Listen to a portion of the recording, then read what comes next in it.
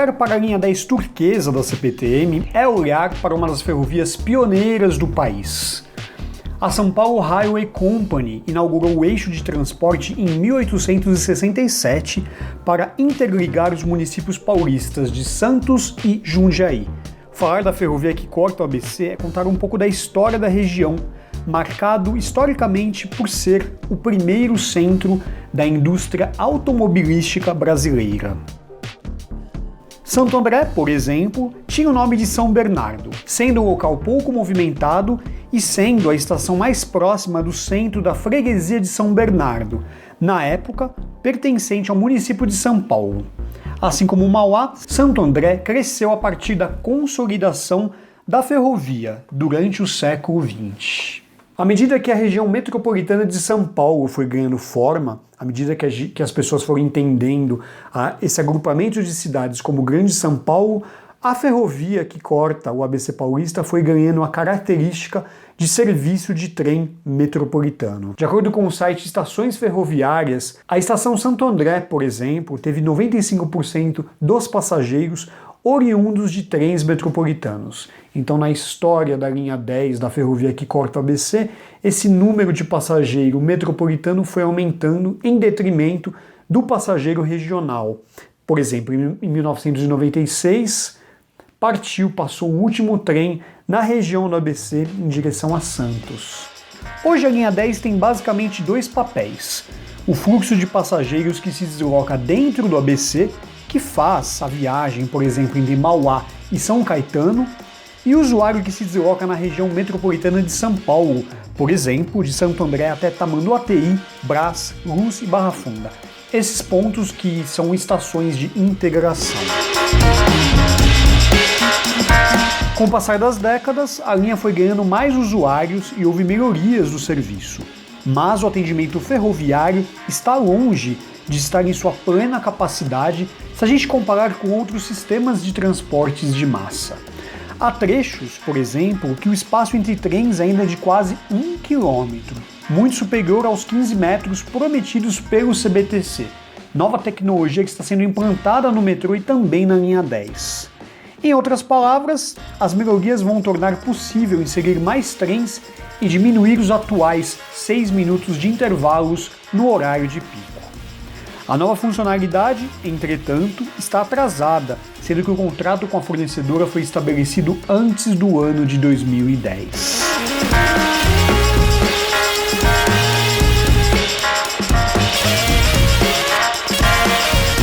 Mas mesmo com o novo sistema de sinalização e novo trem, sem energia suficiente, nada disso é possível.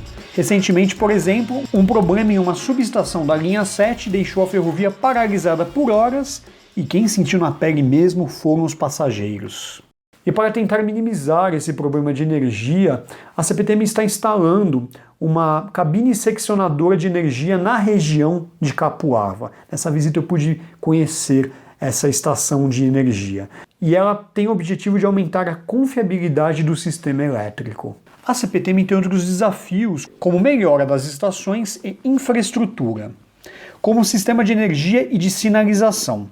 Esses trabalhos não são percebidos pelos passageiros, mas vitais para a melhora dos serviços. E afinal de contas, o que o usuário enxerga de fato são as estações e trens, esses que foram renovados nos últimos anos.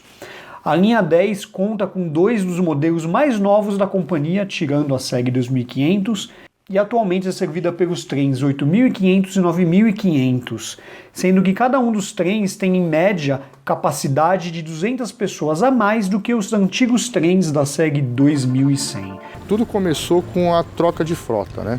Então a gente circulava aqui com o 2100, que era a frota padrão aqui da linha, né?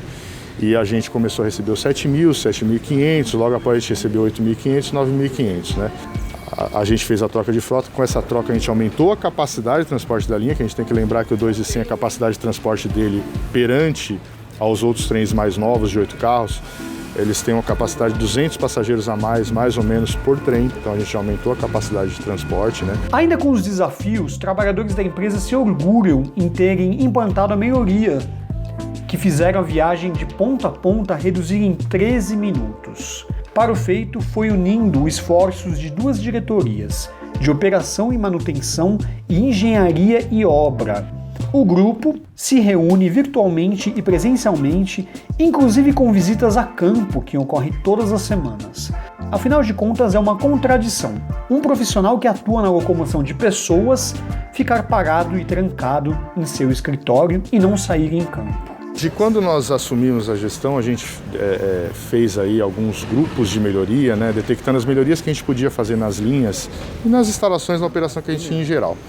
Então a gente fez aí primeiramente o grupo da linha 12, foi muito bem sucedido, e logo depois dele a gente veio para a linha 10.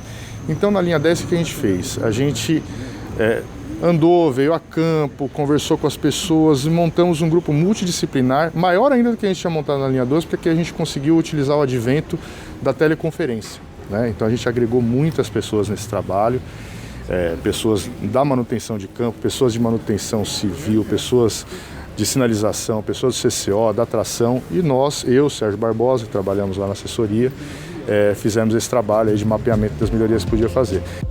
A ferrovia inaugurada no século XIX ainda teve algumas correções geométricas, que possibilitou o aumento de velocidade e ajuste na entrada e saída da estação Santo André. Foram também feitas mudanças no AMVs, são os aparelhos de mudança de via, que permitem que a velocidade de alguns locais aumentasse de 30 para 50 km por hora.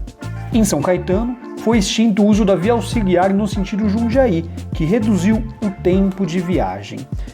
Um pequeno vagão se transformou em um passadiço, reformado e adaptado para virar uma passagem entre a entrada da estação e a plataforma 3, e isso acabou aumentando a fluidez e gerou um ganho de mais de 2 minutos na linha. A gente fez diversas melhorias aí em correção geométrica, né, ao longo da linha, aumento de velocidade.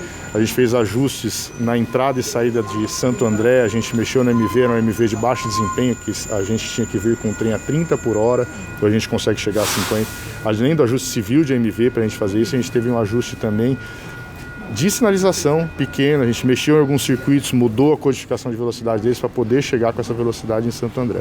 Em São Caetano a gente teve uma melhoria aí que foi de 2 minutos até um pouco mais, onde a gente parou de usar a via auxiliar no sentido Luz, no sentido Jundiaí, e passou a utilizar a via 1. Para isso, a gente fez o passadiço lá, que é utilizar uma vagoneta que estava na Lapa, estava sem uso, né? Nosso pessoal de manutenção fez toda uma reforma nela, instalou rampas, e ela virou uma passagem entre a entrada da estação São Caetano e a plataforma 3, que é onde passa o trem hoje, né? Isso deu um ganho aí, uma fluidez muito maior na linha, um ganho de mais de 2 minutos e uma sensação muito melhor para o passageiro, né? Sobre estações, a linha 10 está recebendo reforma em 4 delas.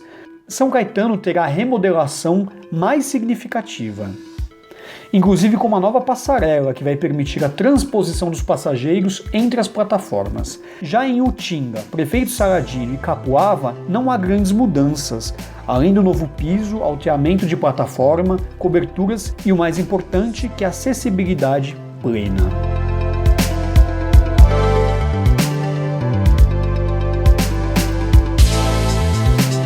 Talvez a melhor mudança seja a introdução do serviço 710, que faz a ligação da linha 10 com a linha 7 Rubi, com trens diretos entre Rio Grande da Serra e Jundiaí, sem que o passageiro tenha que trocar de trem. Mas, não custa lembrar, o serviço pode estar com os dias contados, uma vez que a linha 10 poderá não ser inclusa na concessão da linha 7. E o que tudo indica, é isso que deve acontecer. E depois disso veio o serviço 710, que é a cereja do bolo, e hoje é um serviço, acho que imprescindível para São Paulo, né? Tudo isso nos fez aí ganhar 13 minutos no tempo de circulação da linha 10, né, que era feita em 56 minutos lá em 2019, e hoje, se a gente contando do Brás ao Rio Grande da Serra, hoje do Brás ao Rio Grande da Serra a gente faz em 43 minutos, né, de tempo de percurso aí, então isso é um ganho, acho que muito grande para o passageiro. O tempo é um valor muito importante para todo mundo hoje, né? Então a pessoa economiza tempo, é mais tempo para ela estar com a família, ela consegue sair mais tarde de casa, chegar mais cedo em casa, consegue aproveitar melhor o seu dia para ir para a escola, para ir para o trabalho. E Com isso também, o menor tempo de percurso, ele me faz utilizar melhor o recurso, ele me faz precisar de menos trem na linha, ele me faz precisar de menos funcionário para operar, eu otimizo a própria empresa com tudo isso e melhoro a vida do passageiro, que é o nosso grande objetivo na CPT.